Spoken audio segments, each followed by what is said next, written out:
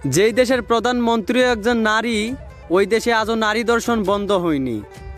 যেই দেশে হিন্দুর চেয়ে মুসলমানের সংখ্যা বেশি, ওই দেশে পর্দাশীল চেয়ে বেপর্দা নারী বেশি।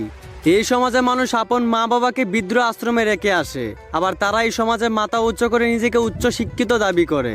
একটা বৃদ্ধ আশ্রমের দেওয়ালে লেখা ছিল, তুমি তোমার সন্তানকে উচ্চ শিক্ষা নয় সুশিক্ষা দিও, যেন শেষ বয়সে তোমাকেও আমার মতো বৃদ্ধ আশ্রমে আসতে না হয়। যেই মুসলমানের দেশে মুসলমানের কাছেই 6 বছরের শিশুও নিরাপদ নয়, সেই দেশে জন্মগ্রহণ করে মানুষ নিজেকে গর্বিত দাবি করে। যেই সমাজে দর্শকের পক্ষ উকিল পাওয়া যায়, ওই দেশে মানুষ উচিত বিচার খুঁজে।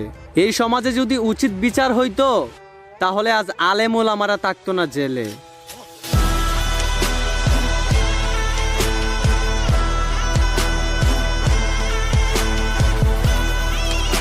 ওহে নারী, পুরুষদেরকে নারীলোভী বইল না, কারণ পুরুষরা যদি নারীলোভী হইতো, তাহলে সর্বপ্রথম তোমার বাবাই তোমার মারে ছাইরা অন্য নারীর লগে বাগত।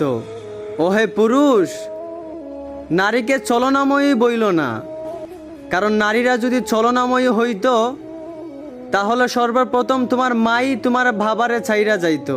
তো এইসব বাংলা সিনেমার ডায়লগ না দিয়ে পারলে হালাল সম্পর্কে জড়ান, কারণ আমরা মুসলিম, আমাদের জন্য বিয়ের আগে এইসব রিলেশন হারাম।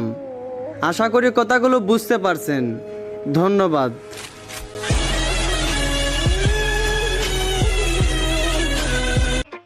বর্তমান সমাজের অবস্থা দেখে একটা ডায়লগ কপি করতে মন চাইতেছে।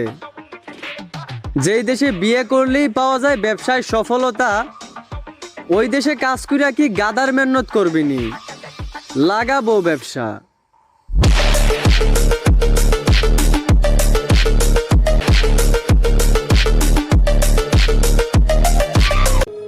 আরে রাস্তাঘাটে 10-5 টাকা চাওয়া মানুষটা তো শুধু ভিক্ষুক হয়, কিন্তু ছোট লোক না।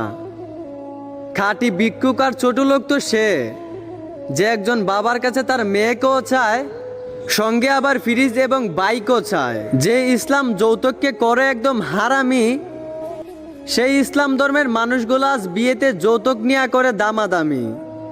যে ইসলাম ধর্ম নারীদেরকে দিল এত দাম, সেই ইসলাম ধর্মের নারীরা আজ বেপরদায় চলাফেরা কইরা নষ্ট করতেছে তাদের মান। হায় আফসুস, মুসলমানের সন্তান হইয়া রাখতে পারলি না মুসলমানের সম্মান। হায় রে নির্লজ্জ মুসলমান।